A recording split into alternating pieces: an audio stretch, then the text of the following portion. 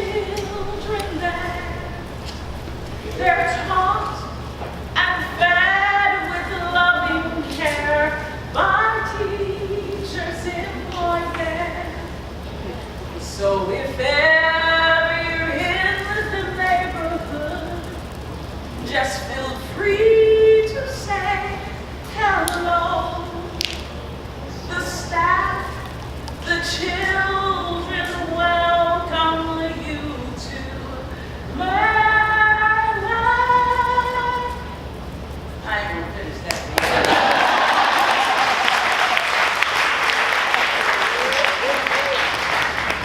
Thank you, Maureen, for your warm introduction. I love you, sister, for this wonderful invitation to come back home. You see, I'm delighted to be back at Marillac House. This place that's sitting on the west side of Chicago. I'm proud to be a product of this community.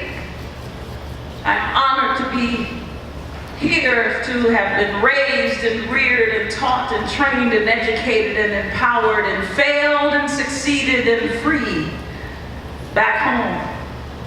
You see, for the past 30 years, I have been, as Maureen said, traveling around the country and doing things that y'all taught me how to do, in making sure I can carry myself as a woman, as a leader.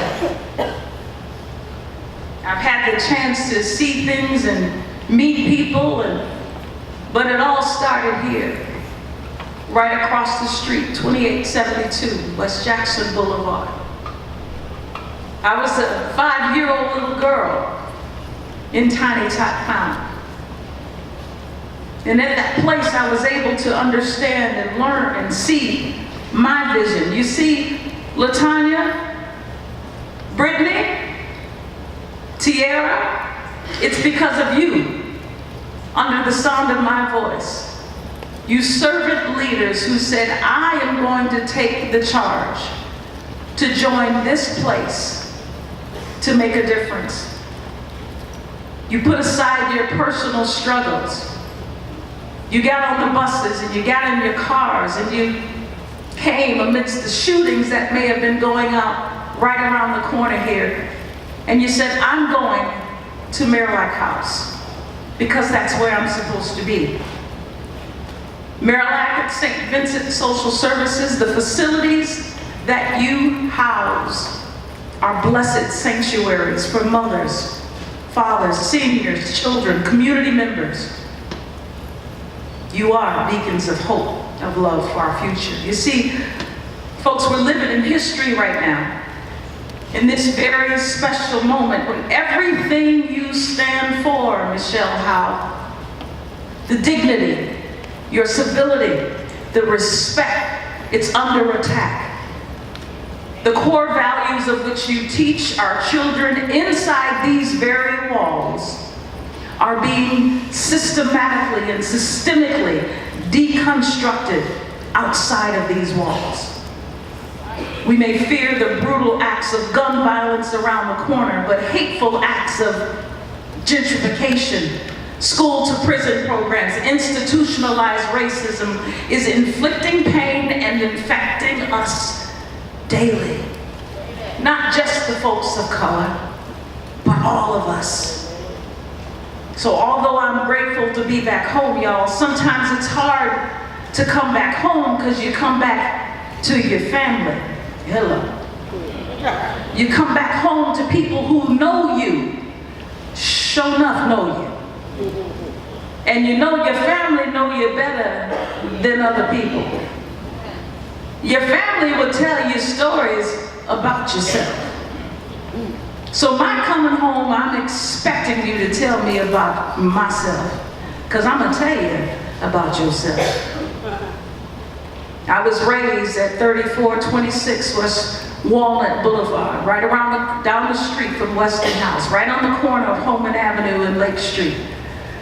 My father was a park district supervisor at Garfield Park for 45 years. John Houston served at Garfield, that you now hear on the news of babies being found in the lagoon. but we never left. My parents made a conscious decision to stay on the West Side because they said, if we move, who will serve? If we leave, who will serve? So my parents made the conscious choice to stay. And so I'm going to share a little bit of that story as it relates to how we are committed and dedicated to this community, to this city, to this state, and to this nation and to the world. So for the next 3 hours and 30 minutes, I'm going to talk to you. I'm just seeing if y'all paying attention. I don't know. There's a common cause of love. There's a common cause of hope. There's a common place called change. And when we think about change, when we think about evolution, when we think about transformation, we have to think about where we stand in that. Everything must change.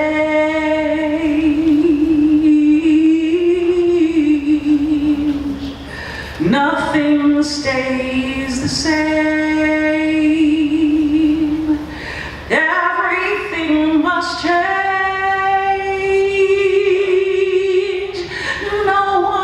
Nothing stays the same. There are but many things in life you can be sure of. Except rain comes from the clouds, sun lights up the sky, and hummingbirds do fly.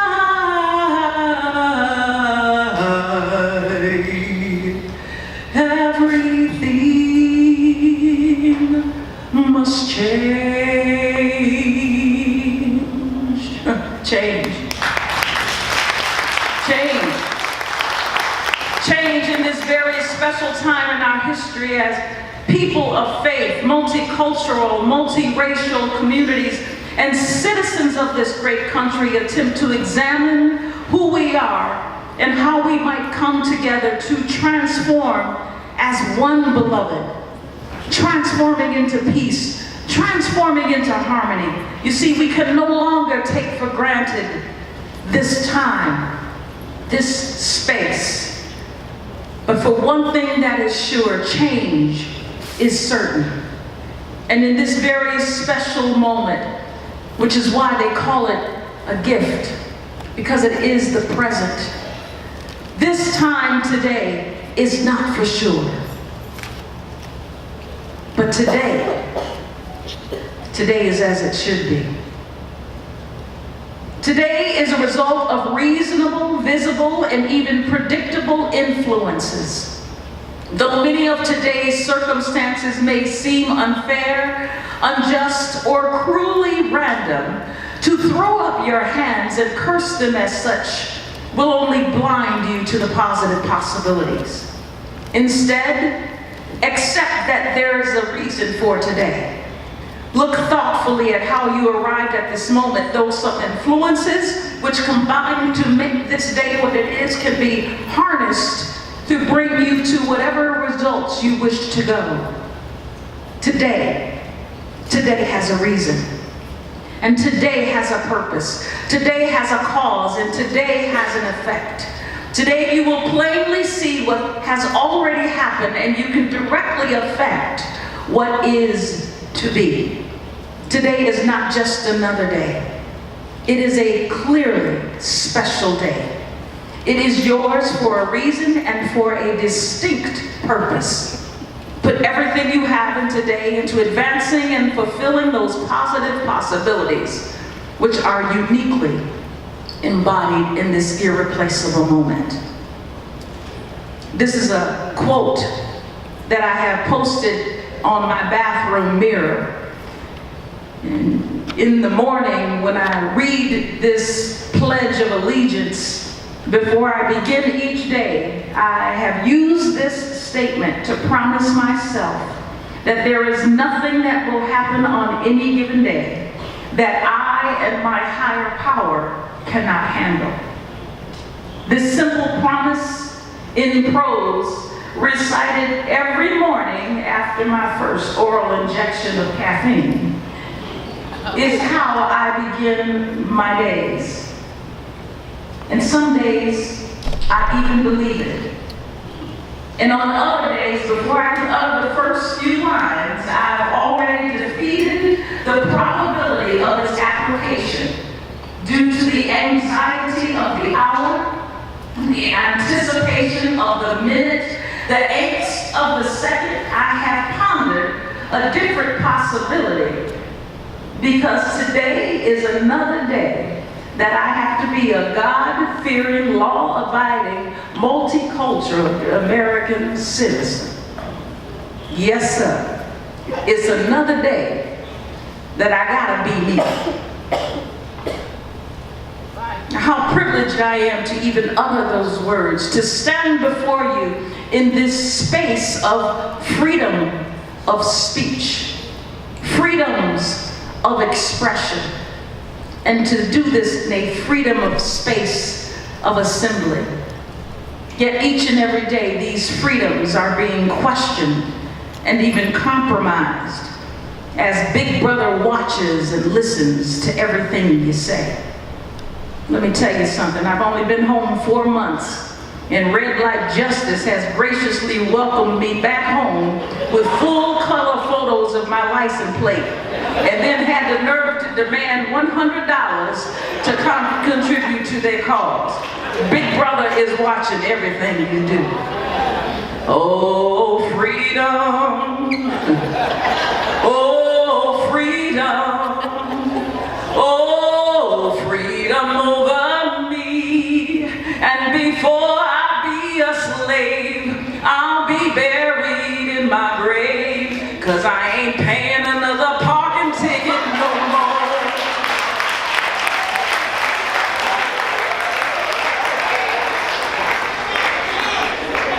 Well, yeah, Big Brother's watching, you see. You got the NSA, TSA, ATM, GPS, and the talking Siri in your CAR. Reminding you that your freedoms are not free. Have they ever been? Or the juxtaposition of those crying in our government saying, I have a right to protect my freedom while they marginalize mine. There's something wrong in this country. This do as I say, not as I do culture, it's killing us. It's not just killing some of us. My brothers, my sisters, it's killing all of us. Either we're complicit, or we're complacent, or we're quiet, or we've quit. Either way, we are responsible for what's happening in this country. All of us. America, where the meaning of pro-life, for example, pro-life has become only associated with a personal or a religious or a political choice for the unborn, and is not synonymous with the valuing of all life, of the helpless, the homeless, the abused, those in poverty, and those who are forgotten. That's pro-life. Living in American history where basic rights to live are being marginalized daily by a demagogue president who fearmongers and race baits and incites hate, while a complicit Congress hears no evil, speaks no evil, and says no evil. By state legislatures' acts of gerrymandering and redistricting and changing voting rights, while leaders quietly fill their pockets with income tax breaks and fiduciary, oh, I'm talking right now. Where a congregation who chooses to worship in South Carolina or Texas, or employees who show up for work in Minnesota, couples going to a movie theater in Colorado, students who are attending college in Virginia Tech or Illinois, or first graders in Massachusetts, high schoolers in Florida, and police commander tragically and sadly more frequently struck down by a military-style AR-15 or a .45 caliber and a nation cries. A nation mourns. But who's crying when a baby is killed? A grandmother is killed. An innocent child walking on these streets gets tragically gunned down daily on these streets of Chicago. Does a nation cry for them? When Jim Crow laws are being re-administered daily through an industrialized prison system, displayed not through colored only or white only water fountains, but through state laws that imprison some for marijuana possession while allowing laws to legally possess and recreationally use it. Think about that. We have states right now that are allowing you to smoke all the reefer you want to. And there are brothers and sisters locked up for having an ounce. Think about it. Are we complicit? Are we complacent? The crack cocaine epidemic in these areas during the 70s was decried a war on drugs, conveniently imprisoning more people of color. And today, the opioid crisis has elicited a completely different response.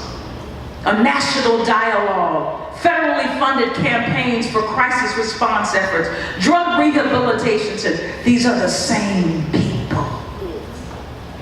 America, where we're more divided by race, religion, class, gender, neighborhoods, and economics, and even more divided by our discourse. When conversations about God, gays, and guns define our political persuasion, our personal preferences, and our particular priorities, rather than our compassion, our commitments, and our collaborations. Where gun control must be strategically tempered with mentionings of mental health support, or same-sex marriages cannot be included with traditional marriages, and even statements about God cannot align with references to Allah, Yahweh, and even Mother Nature. We were once a nation of immigrants, and now we proudly boast to build higher walls and taller fences. And for years, we in the faith community have become complicit.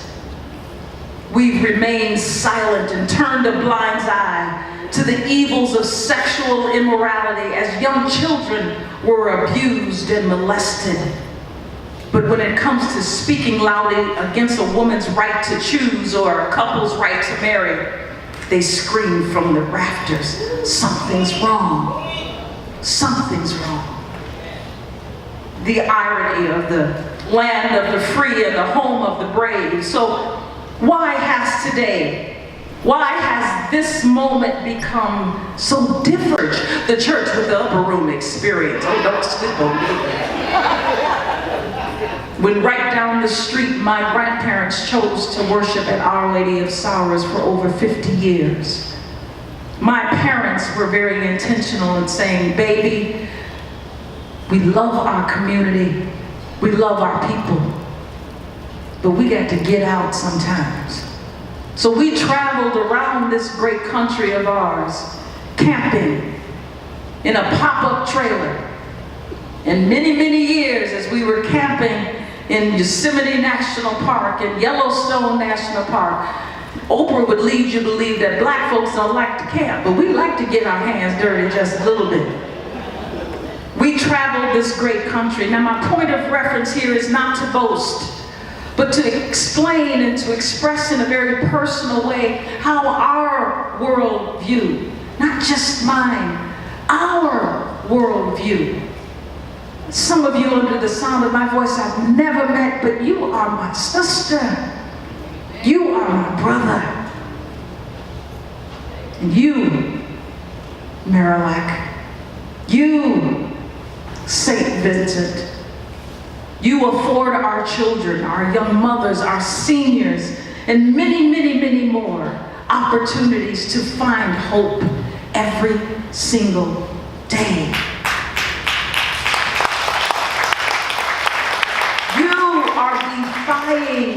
the odds? Do you understand? You are saying to the critics, to that child, he can't. Every day you tell that child, every day you tell that mother, you can, you are, and you do it selfishly. You do it willingly. You do it lovingly, at the compromise of your own lives. What the hell are you thinking? Don't you know there's other jobs out there? Don't you realize there's many other opportunities? You don't have to sacrifice. You don't have to give. Ain't nobody doing for you. And every single day you show up. Every single day you say, I'm going to do my part. Every single day you say, you know what? I can do it better today. God bless you. But we still got more to do. And that's why I'm honored to encourage you today. That's why I'm privileged to stand before you as your product of what you do for the children, for the mothers, for the seniors, for the helpless and the homeless every single day. But I stand with you because I challenge me with you that we still have to do more. It's not enough just to say I'm doing it for the children. It's not enough to say it's theirs, that is my responsibility. It is our role to make sure we're doing it for ourselves. So if you are truly one nation under God, then when one cries, we all shed tears. When one hurts, we feel their pain. When one dies, a part of us dies as well. We are not divided as people, as populations, as nationalities or neighborhoods, but we are divided by choice, challenge, and by change. You see, we can choose not to discriminate. We can choose not to judge. We can choose not to hate. We can change from bigotry and bias and intolerance. And we can challenge our own personal prejudices, privileges, and inequalities. Because when we don't, then we die daily. Not just some of us, but all of us. Dr. Joy DeGury, in her best-selling book, Post-Traumatic Slavery Syndrome, notes that there is a mutual healing that must occur for the country to truly change. A change from those who have been perpetrators of unspeakable crimes, those who continue to benefit from those crimes and privileges, those who have yet to heal and perpetrate upon themselves, they further damage their own lives. She quotes, "These crimes are perpetrated in a seemingly never-ending cycle. The powerful oppress the less powerful, who in turn oppress those even in lesser powerful positions. These cycles of oppression leave scars on the victims and the victors alike. Scars that are embedded themselves in our collective psyche and are passed down through generations, robbing us of our community." So where do we begin to change? Where do we begin to transform as a nation? Maybe it begins where we are today, with our families, with our churches, with our schools, with our communities, and with our friends. Maybe, just maybe, it begins with us individually. I'm a firm believer that you, Marillac St. Vincent, in the family services that you provide, you have accepted this great challenge communally to continue to be the beacon. It's not just what you do here as a job, but it is also how you personally live your life and what you do on a daily basis. Clever Black recites a beautiful poem, and he says, if all of us were colorblind, I know it's then that we would find that of the problems facing nations, there'd not be one on race relations. The color of a fellow's skin is just on top, and it's very thin. He's really just the same down under, but how we treat him makes me wonder. I asked a preacher, a nice fellow, if souls were black, white, or yellow. He said he thought the souls of a man was neither black, white, nor tan. He said, as he thought, that this was true from listening to a God he knew, that we would someday, somewhere find that even Christ was colorblind. Empowering through love, empowering through hope. It doesn't begin with them. The expectations for joy and peace and harmony is not imposed on they. It begins with me. So as we celebrate a month that acknowledges African American history, you see, I don't celebrate the month. I celebrate Black history every single day. Black history is American history. And until we understand that it don't take 28 days to remind us of that everything that we do, brothers and sisters, all of us, is a celebration of life for each other. You see, you don't have to deny who you are. However, when you deny or defy someone else because of how their beliefs compromise your belief, you're in denial. This is what makes this nation great as a people. We may not agree with each other. We may not agree how lives are lived. We may even have complete congruence to our understanding, and even when we worship at our houses of worship, which, by the way, Sundays is the most segregated day of the week. We go to our mosques, our temples, we go to our sanctuaries, to our safe places, and we isolate and segregate ourselves. I'm of the school of thought, this is church. When you go to work and you commune with people, even scripture teaches where 2 or 3 are gathered, there God is in the midst. This is a fellowship. This is a worship experience. And every time you are teaching, supporting, and educating our children and our young people, you are celebrating God in the midst. Sometimes it's hard to celebrate when you have aged a little bit. I was teaching my 6-year-old nephew how to use the computer. And as I carefully grabbed the mouse, I began to show little Joseph how you point the mouse to the screen. And as he sat there and looked up at me, he sat quietly.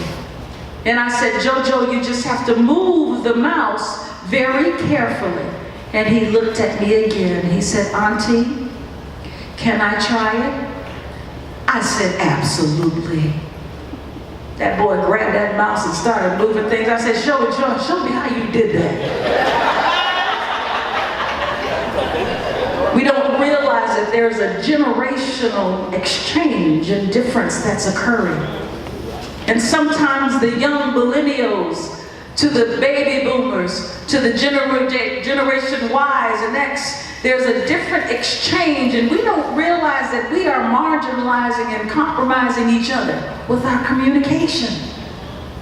One may be more technologically advanced than the other, but there are some gifts and skills, my seasoned members in the room, that you have that matter in that exchange. See, we think that discrimination takes on a form by way of race and ethnicity. Folks, we got to be careful of how we might be engaging in discriminatory actions unbeknownst to ourselves. We don't realize sometimes what we say and how we say it, how we interface. This is what's happening to us as a nation of people. We have forgotten how to be civil, how to be respectful. My grandmother and grandfathers grew up in the South where we said yes ma'am and no ma'am. I'm going to start a petition. Let's bring that back. I'm not telling you what to do. I can't do that. I can't change you. I can't do that. But I can change Terry. Oh, that great philosopher Michael Jackson said, I'm looking at the mirror. And I'm asking him to change his ways. I wish Michael would do that. Michael might be here with us and wouldn't be all light-skinned. See, I like old Michael with the big nose, but I digress. Those great words mean something to us. That my job is not to change you, my brothers, my sisters, my siblings, but I gotta work on Terry. Well, I stand before you because God's been working on me for a very long time. And I'm privileged to stand here because, you know, I stand on the shoulders of those who've gone before. Those who have fought for my freedom and died for my rights. Men and women who may not have known what they were doing and why they did it, but they did it willingly, unselfishly, toiling and slaving and sacrificing for you and for me. They couldn't have foreseen amidst the beatings and the hangings that one day folk of color would be sitting at the same table, eating together, working in the same place, being educated in the same schools with other folk who looked like them. They didn't know, as they thought about it, what it would look like. Marillac St. Vincent Family Services, you are the embodiment of this practice of love. You reflect it in the hope and unity when you show up every day. And you continue the legacy of service of our visionary founders, St. Vincent de Paul and St. Louis de Marillac, to help care for our poor and the infirmed women and children. By the leadership, the servant leadership of the Daughters of Charity, who continued this vision every day. But it wasn't just them. It's you. The MSB staff, comprised of folk like Albert Richardson and Sandra Aza, all who are committed and products of this community, the community that they live and serve. Our ancestors could not have imagined as they were sacrificing and serving, just like you, Deborah Lilly, just like you, Barbara Garland, just like you, John Max. They didn't know that together you all would make a conscious decision to work and serve here at Marillac. They couldn't have known. And what about those who have served before in these sanctuaries on Chicago's west and north sides? Names such as Viola Floyd, Barbara Bonner, Willie Morris, the nuns who I grew up with, Sister Jane and Sister Mary Williams and Sister Julia, and a name that without whose vision, leadership, and compassion, I'm going to tell you something right now, Marillac House would not be as it is known today. And frankly, if I can be humbly to say, without her, this woman, I would not be standing before you today. You see, Chairman Mike, and the Board of Trustees, it is this selfless woman whom my brothers and sisters and I didn't quite understand until later in life that we were not her only children. Sure, as latchkey kids, it felt as if we only saw Mommy after 7 p.m. when she would toot her horn on at the front door, because that horn indicated that it was time to finish our homework. It was time to finish eating and to make sure that our chores were done because we knew that mommy was on her way home. And for 40 plus years, mama did that.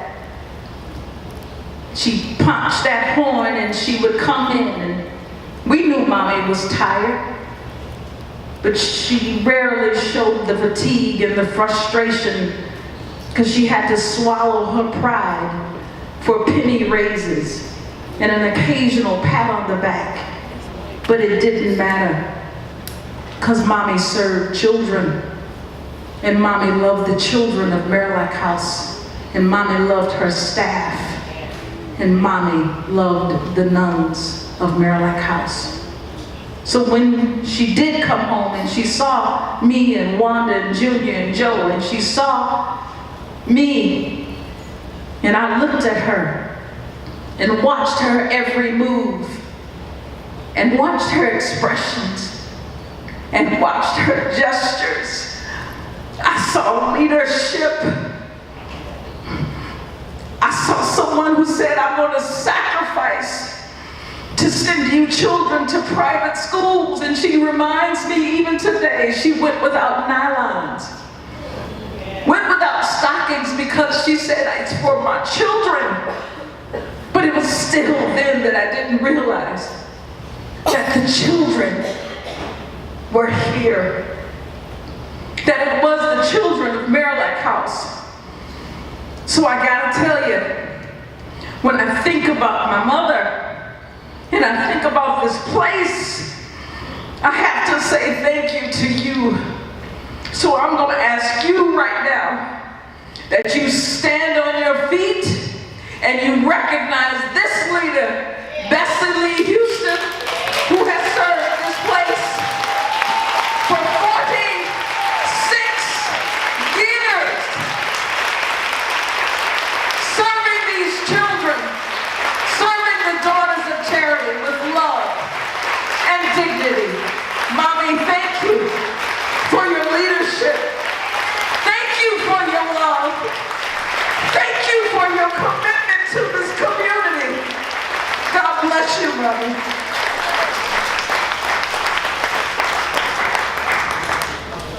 Oh, y'all done got me worked up right now. So it's not just Bessie Houston.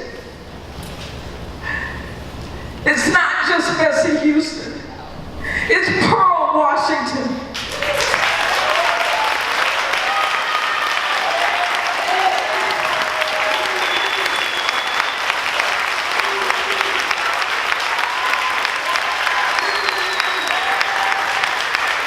It's not just Bessie Houston.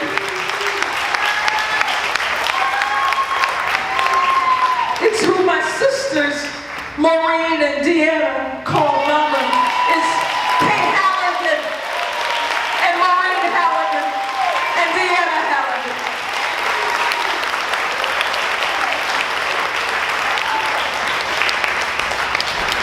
It's not just Bessie Houston. It's not just Kay Halligan and Maureen and Deanna and Pearl. It's Diane Prince.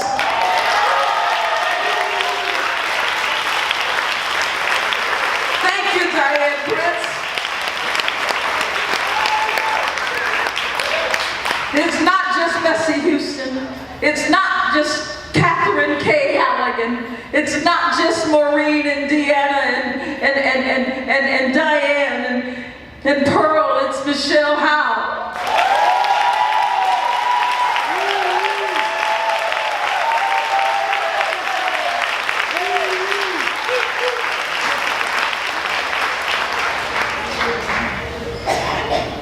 And so you serve,